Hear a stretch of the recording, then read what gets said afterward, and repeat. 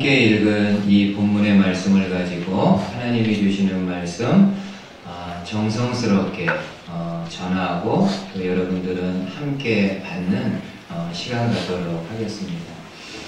지난주에 저희는 마태복음 7장 1절에서 5절을 통해 성도가 이 땅에서 다른 사람들과 어떤 관계를 가져야 되는지 예수님의 말씀을 함께 보았습니다.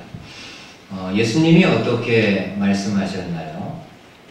사람들과의 관계 속에서 서로가 서로를 건전하게 비판할 수 있다. 그러나 비판하되 상대방을 존중하는 마음으로, 사랑하는 마음으로 비판할 것을 말씀하셨고, 다른 누군가를 비판하기 전에 내 자신이 어떤지를 돌아볼 것을 말씀하셨습니다. 그리고 무엇보다도 상대방의 의견, 상대방의 주장에 대해서는 건전한 비판을 할 수 있지만은 그 선을 넘어서 그 사람 자체, 그 인격 자체를 판단하고 심판하는 것은 분명히 악한 일임을 주님이 말씀하셨습니다. 저와 여러분들이 다른 사람들과 더불어 살아갈 수밖에 없는 사회인데 이 예수님의 말씀을 꼭 기억하고 살아갔으면 좋겠습니다. 오늘 본문은 이 땅에 있는 성도가 하나님과는 과연 어떤 관계인가를 말씀하면서 우리가 지금까지 보았던 산상설교 본론의 결론을 말씀을 하고 있습니다. 이런 배경을 가지고 같이 함께 말씀을 좀 보도록 하겠습니다. 여러분, 하나님과 성도, 그리고 성도와 하나님의 관계는 어떤 관계일까요? 성경은 여러 가지로 하나님과 성도의 관계를 비유하고 있는데 아마도 가장 대표적인 것은 목자와 양의 비유일 겁니다. 하나님은 목자로 양인 성도를 푸른 초장, 쉴 만한 물가로 인도하시는 분이고, 성도인 우리는 그 목자이신 하나님의 인도하심에 순종하며 나가야 될 것을 말씀합니다.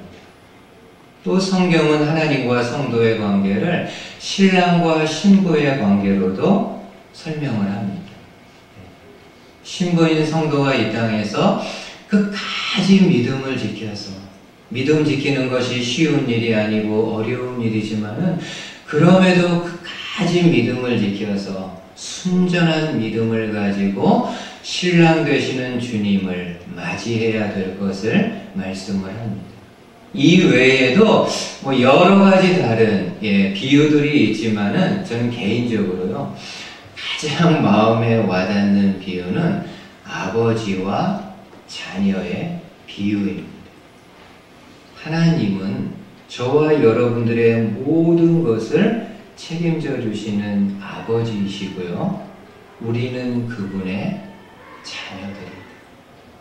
하나님은 우리의 모든 것을 책임져 주시는 분이고, 자녀인 우리는 아버지의 말씀을 잘 듣고 순종하는 관계임을 성경이 우리에게 보여주고 있습니다.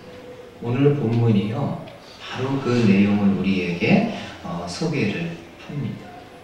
자, 이제 한번 보세요. 7절 말씀 한번 좀 보시죠. 구하라, 그리하면 너희에게 주실 것이요, 찾으라, 그리하면 찾아낼 것이요, 문을 두드리라, 그리하면 너희에게 열릴 것이니 구하는 이마다 받을 것이요, 찾는 이는 찾아낼 것이요, 두드리는 이에게는 열릴 것입니다. 지금 예수님은 제자들에게 세 가지를 말씀합니다. 구하라, 찾으라, 두드리라. 여러분, 지금 예수님은 같은 의미의 단어를 세 번에 걸쳐서 다르게 표현하면서 강조합니다. 어떤 거를 강조하는 걸까요? 하나님께 기도하라. 그리고 기도하되 중간에 포기하지 말고 끝까지 한번 기도해봐라. 여러분, 예수님은 이 말씀, 성경 말씀을 통해서 기도하는 거에 대해서 굉장히 많은 말씀을 하셨습니다. 그리고 기도에 대해서 말씀하실 때마다 특별히 강조한 거는 중간에 포기하지 말고 끝까지 기도할 것을 말씀하십니다.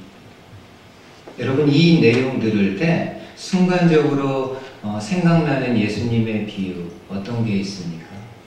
누가복음에 보면은요, 강청하는 과부의 비유가 나옵니다. 어느 도시에 하나님을 두려워하지 않고 사람을 무시하는 재판장이 있습니다. 그리고 그 도시에 한 과부가 있었는데 아마 어떤 억울한 일이 있었던 것 같습니다. 자주 이 재판장을 찾아와가지고 나의 이 억울한 것을 좀 풀어달라고 요청합니다. 재판장이 어떻게 하나요? 하나님도 두려워하지 않고 사람도 무시하는 사람인데 아무 볼품없는 과부의 이야기 듣겠습니까? 안 듣죠. 그냥 들어도 못 들은 척 전혀 반응을 하지 않습니다. 그럼에도 이 과부는 계속해서 이 재판장에게 와가지고 자신의 억울한 거를 좀 풀어달라고 요청을 합니다. 하루는 재판장이 이런 생각을 갖습니다. 내가 이 과부의 요청을 들어주어야겠다. 무슨 일입니까? 하나님도 두려워하지 않고 사람도 무시하는 사람인데 한낱 과부의 요청을 이제는 들어주어야겠다라고 속으로 생각합니다. 이유가 무엇입니까? 만약 내가 안 들어주면은 계속해서 매일 와서 나를 번거롭게 할 것이기 때문에 내가 부득불 이 여인의 요청을 들어줄 수밖에 없다라고 생각합니다. 여러분, 예수님이 이 이야기를 하시면서요, 이 비유의 의미를 이렇게 말씀합니다. 한번 보세요. 누가복음 18장에 주께서 또 이르시되 불의한 재판장이 말한 것을 들으라. 하물며 하나님께서 그 밤낮 부르짖는 택하신 자들의 원한을 풀어주지 아니하시겠느냐? 그들에게 오래 참으시겠느냐? 내가 너희에게 이르노니 속히 그 원한을 풀어주시리라. 불의한 재판장이 말한 것을 들으라.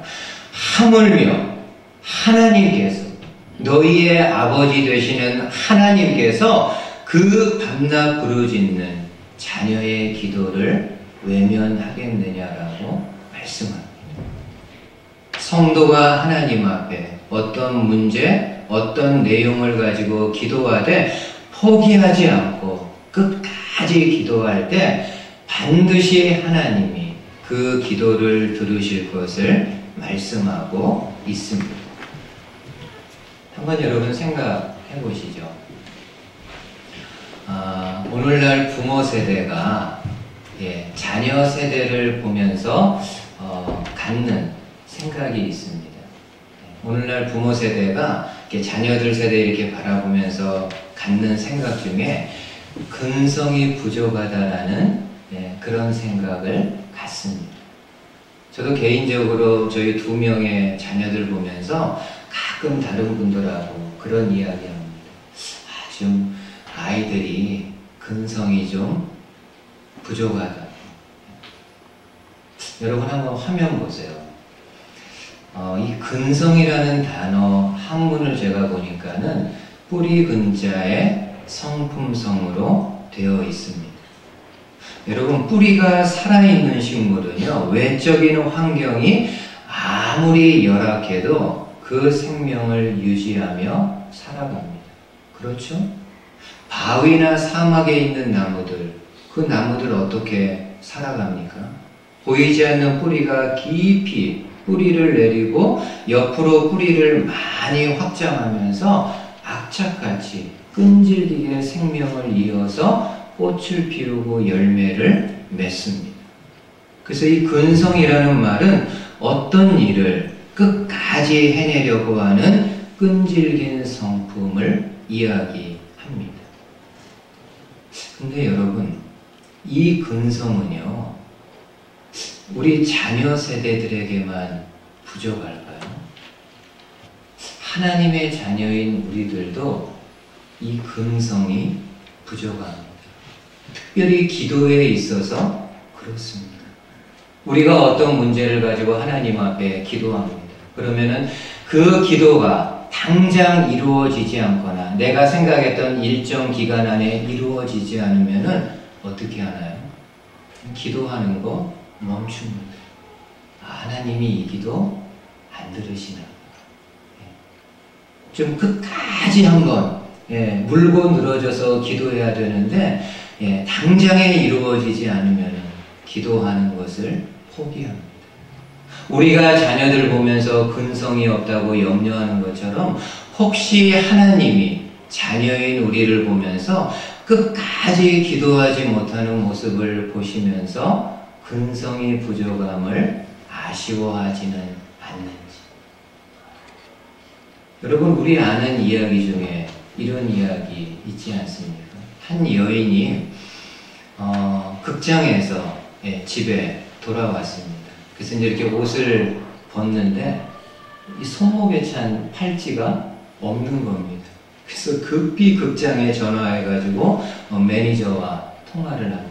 내가 조금 전에 극장에서 영화를 보고 왔는데 팔찌를 잃어버린 것 같다. 이 팔찌는 너무 귀한 거고 집안 대대로 내려오는 가보기 때문에 꼭 좀 찾아달라고 매니저에게 간청을 합니다. 매니저가 그냥 무시할까 하다가 여인이 너무 이렇게 간청하니까는요, 잠시 기다려 달라고 하고 찾아보겠다고 이렇게 합니다. 그래서 매니저가 정말 극장 전체를 다 뒤져가지고요, 좀 시간은 걸렸지만 어렵게 해서 여인이 이야기한 팔찌를 찾습니다. 그리고 다시 사무실에 들어와가지고 전화 수화기를 듭니다. 근데 어떤가요? 전화가 끊긴 거예요. 이 여자가 조금 기다리다가 다른 어떤 연락이 없으니까는 그냥 끊어버린 겁니다. 그리고 그 이후로 또 전화하지도 않습니다. 혹시 우리의 기도가, 하나님을 향한 우리의 기도가 그렇지는 않은지, 우리가 어떤 절박한 문제, 필요한 문제가 있어서 하나님 앞에 간곡히 기도했는데 당장에 그 기도가 이루어지지 않을 때, 내 일정 기간에 기도가 이루어지지 않을 때 너무 쉽게 기도하는 것을 포기하는 것이 우리의 모습은 아닌지. 오늘 주님이요 말씀합니다. 얘들아, 너희들 하나님 앞에 기도할 수 있다.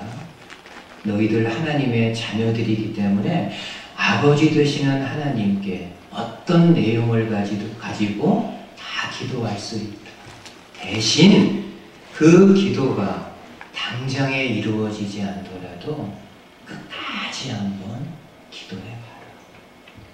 하물며 하나님께서 듣지 않게. 저와 여러분들이 오랫동안 가지고 있는 그 기도 제목들 있겠죠. 병에 대해서라든지, 자녀 문제라든지, 배우자 문제라든지, 아니면은 부모님 문제, 부모님의 건강, 혹은 믿지 않는 부모님에 대해 아주 오랫동안 기도하는 성도님들 있을 겁니다.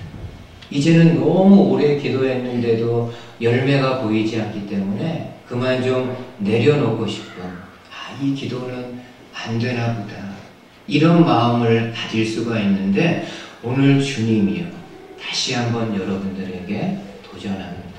아무개야, 그 기도 제목 포기하지 말고 한번 끝까지 하나님 앞에 아뢰봐라. 하나님이 반드시 들으실 것이라고 말씀합니다. 이런 성도님들 되실 수 있기를 주님의 말씀으로 축복을 드립니다. 지금 예수님은 끝까지 기도할 것을 말씀하면서 오늘 본문에서요 이런 비유를, 패러블을 드십니다. 한번 보세요. 이제 9절에요.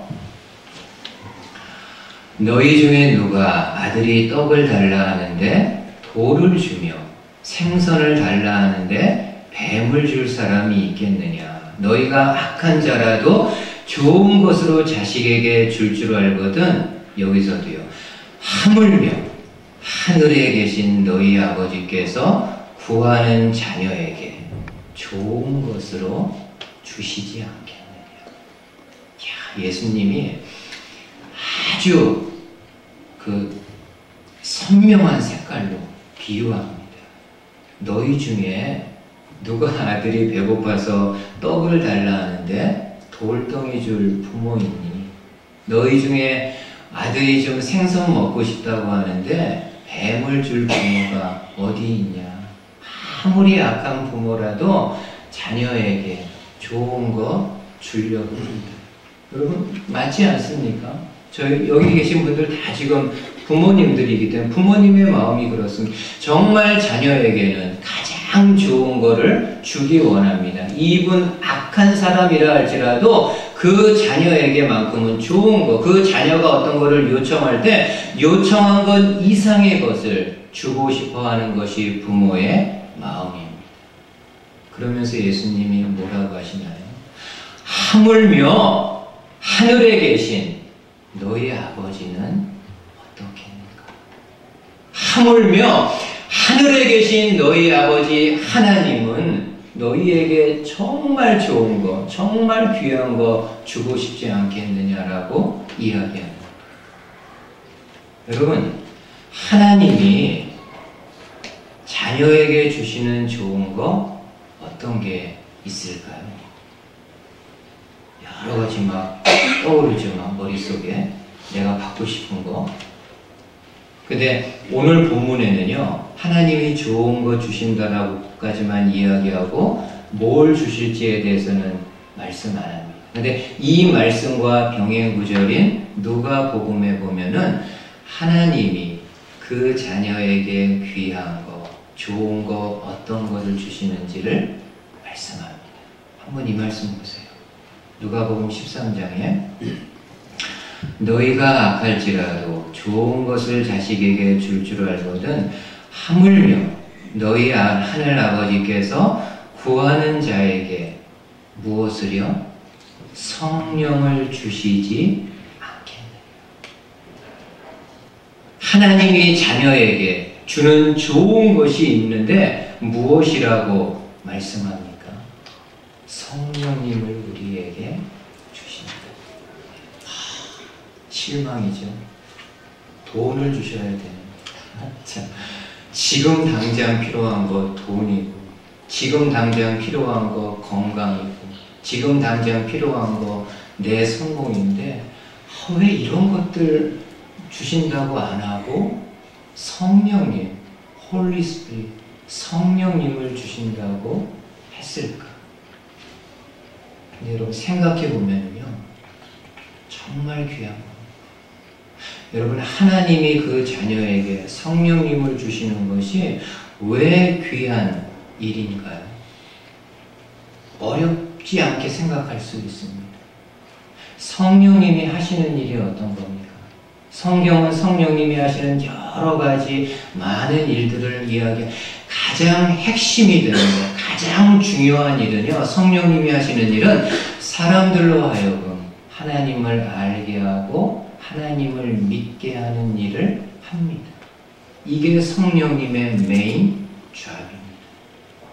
믿지 않는 사람들로 하여금 하나님께 관심 갖게 하고 하나님을 알게 하고 마음으로 하나님을 믿게 하는 것이 성령님의 일입니다. 저는 믿습니다. 한평생 우리가 인생 살면서 하나님을 알고 믿는 거요, 가장 귀한 복입니다. 제가 저희 장인어른 위해서 기도할 때마다 늘 같은 제목으로 기도합니다. 하나님, 저희 장인어른 평생 교직에 계시면서 세상에서 그래도 귀하고 좋은 거 많이 누리셨는데 그럼에도 이 세상에서 가장 귀한 거 거, '예수님을 알고 믿게 해주십시오. 제가 장인어른 위해서 기도할 때마다 늘 이렇게 똑같이 기도합니다. 한평생 교직, 교장 선생님으로 퇴임하면서 세상에 그래도 좋은 거 많이 누리셨는데 그것과는 비교할 수 없는 인생에서 가장 귀한 예수님을 알고 예수님을 믿는 복을 허락해달라. 여러분, 지미 카터 대통령 잘 압니다. 이분은 재임했을 때보다 오히려 퇴임했을 때가 더 국민들로부터 사랑받고 존경받는 분입니다. 얼마 전에는 또 이렇게 중환병으로 수술까지 했지만은 그래도 잘 이렇게 이겨내고 생활을 하십니다. 한 번은 제가 인터뷰 기사를 봤습니다. 기자가 카터 대통령에게 물어봅니다. 오랫동안 사셨는데 한평생 지금까지 살면서 가장 귀하고 복된 일은 어떤 거라고 생각하십니까? 뭐라고 대답할까요? 대통령이 된 거? 그렇죠. 이거보다 어떻게 더 귀한 거 어디 있을까요? 근데 지미 카터 대통령이 기자로부터 그 질문을 받았을 때 주저하지 않고요. 그 자리에서 이야기하고 너인가 빌리인가 하나님을 아는 것, 하나님을 믿는 것이 내 인생의 가장 복이라고 이야기를 합니다. 여러분, 왜 하나님을 믿는 것이 인생에 있어서 가장 큰 복일까요? 왜냐하면은 우리가 한평생 살다가 이 땅에서 죽으면은 그것으로 우리의 삶이 끝나는 것이 아니라 죽음 이후에 영원한 세계가 펼쳐지기 때문입니다. 우리 말 가운데 제가 지난번 장례식에서도 말씀드렸지만 끄트머리라는 단어가 있습니다. 어떤 사람이 저 끝에 구석에 앉아 있으면은 끄트머리에 앉아 있다라고 이야기합니다. 제가 그 단어를 보니까는요, 두 개의 단어가 합쳐진 말입니다. 끄트머리는 끝, and라는 단어하고요, 머리, head, 시작을 가리키는 head를 가리키는 단어입니다. 그러니까 우리 선조들은 끝이 그냥 끝이 아니라 그 끝나는 지점이 새로운 어떤 것이 시작되는 것으로 생각을 했던 것 같습니다. 하나님의 가르침이요, 그렇습니다. 우리가 이 땅에서 한평생 살다가 죽음을 맞이하는데 그 죽음이 인생의 끝이 아니라 그 죽음을 통해서 영원한 세계가 시작이 됩니다. 그런데 이 땅에서 살아있을 때 이 땅에서 예수 그리스도를 내 영혼의 구세주로 알고 그 하나님을 믿었던 사람은 죽음 이후에 하나님 품에서 하나님 나라에서 영원한 안식을 살아가게 된다라고 말씀합니다. 이 하나님을 믿는 것, 이 예수 그리스도를 아는 것 누가 하시는 거라고요? 성령님. 그러기에 하나님이 그 자녀에게 가장 귀한 것을 주시는데 그것은 바로 성령 하나님이라고 말씀합니다. 저는 목사로서 한번 간곡히 요청하고 기도합니다. 이 자리에 계신 모든 분들이 하나님이 주시는 이 성령님을 겸손함으로 받으셔서 이 성령님을 통해서 예수 그리스도가 누구이고 예수 그리스도가 나를 위해 어떤 일을 하셨는지를 진지하게 고민하고 진지하게 생각해보고 이 예수님을 내 영혼의 구세주로 함께 믿을 수 있는 저와 여러분들 되실 수 있기를 주님의 말씀으로 축복을 드립니다. 아멘. 마지막 결론, 산상설교 본론의 이제 결론을 말씀합니다. 마지막 한번 12절 보세요. 그러므로 무엇이든지 남에게 대접을 받고자 하는 대로 너희도 남을 대접하라. 이것이 율법이요 선지자니라. 그러므로 우리 잘 알잖아요. 결론을 이끌어가는 접속사입니다. 지금 마태복음 5장에서 7장 오늘 본문까지 예수님은 산 위에서 여러 가지 주옥 같은 말씀을 하셨는데 그 설교 본론에 대한 결론입니다. 어떤 건가요? 무엇이든지 남에게 대접을 받고자 하는 대로 너희도 남을 대접하라. 흔히 여러분 이거를 뭐라 그러죠? 골든 룰, 황금률이라고 이야기합니다. 왜 이 예수님 이 말씀을 황금률이라고 하면은 알렉산더 세베루스 황제가요 본인의 궁전에다가 예수님의 이 그 12절 이 말씀을 황금으로 벽에다가 쫙 해놓은 겁니다. 그래서 날마다 본인이 보는 거예요. 남에게 대접받고자 하는 대로 너희도 남을 대접하라. 본인 궁전에다가 예수님의 이 말씀을 황금으로 크게 새겨놓고 본인이 날마다 이 말씀 보면서 그대로 살려고 노력했기 때문에 이 말씀을 특별히 황금률이라고 이야기를 합니다. 황금률이 어떤 겁니까? 너 남에게 대접받고 싶니? 그럼 먼저 남을 대접해라. 남에게 인정받고 싶니? 그럼 내가 먼저 남을 인정해줘라. 다른 사람들로부터 사랑받고 싶니? 그럼 내가 먼저 사랑을 해라. 여러분 이 황금률의 핵심은 한마디로 어떤 걸까요? 내 중심이 아니고 타인 중심입니다. 내 거 먼저 챙기고 내 거 먼저 생각하는 내 중심이 아니라 타인을 다른 사람을 먼저 생각하고 다른 사람을 먼저 염두에 두는 겁니다. 타인을 섬길 때 내가 섬김받을 수 있다.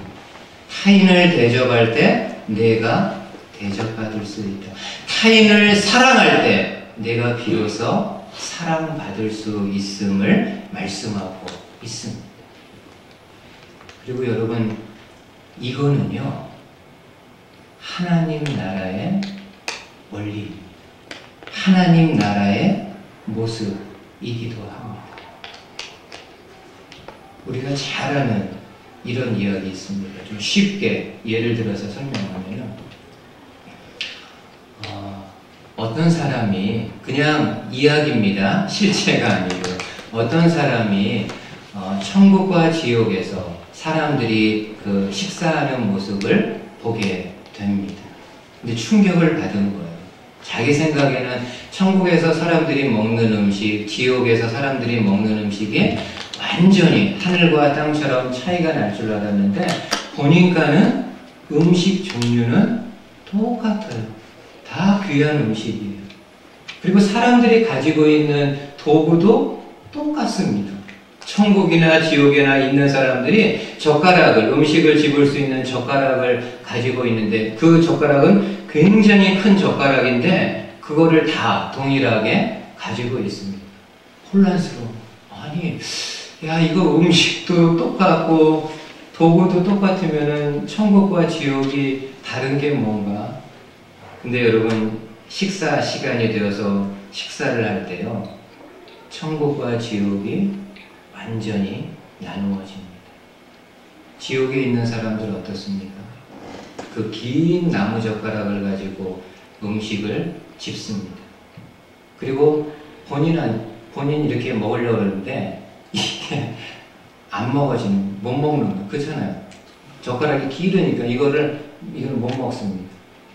그러니까는 지옥에 있는 사람들은 식사 시간이 됐는데도 음식은 집었지만 서로 이렇게 먹지 못하니까는 음식 못 먹으니까 짜증나고 불평하고 서로 막 이럽니다. 근데 천국은요 다릅니다. 식사 시간이 되었을 때 긴 젓가락으로 음식을 집습니다. 그리고 어떻게 합니까? 상대방을 먹여줍니다. 그리고 상대방은 나를 먹여줍니다. No problem. 아무 문제 없습니다. 예수님이 지금 말씀합니다. 무엇이든지 남에게 대접을 받고자 하는 대로 너희가 먼저 남을 대접하라. 그게 이 땅에서 하나님 나라를 구현하고 하나님 나라 정신을 이루어가는 삶이라.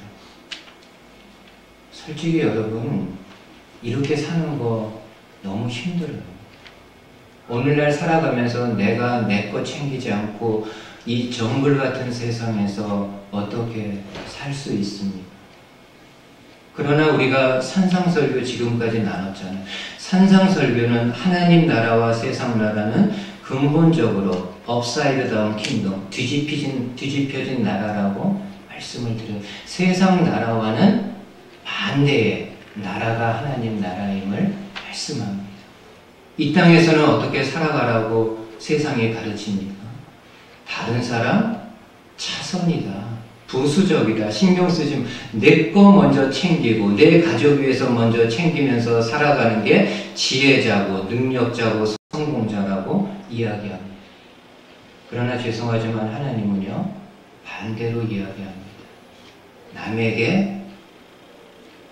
남을 대접하라. 남에게 베풀어라. 그러면 눈에 보이는 것은 손해지만은 하나님과 하나님이 세우시는 사람들을 통해서 너에게 갚아주는 귀한 것이 있음을 말씀을 하고 있습니다. 오늘 저와 여러분들이 예수님의 이 황금률을, 세베르스 왕자는 본인의 궁전벽에다가 황금으로 도배했지만은 오늘 저와 여러분들은 우리 마음에 예수님의 이 말씀을 잘 새겨서 날마다 이 말씀 들여다보고 만나는 사람들, 내가 먼저 사랑해주고, 내가 먼저 다가가주고, 내가 먼저 말 걸어주고, 내가 먼저 섬길 수 있는 저와 여러분들 되실 수 있기를 주님의 말씀으로 축복을 드립니다. 아멘.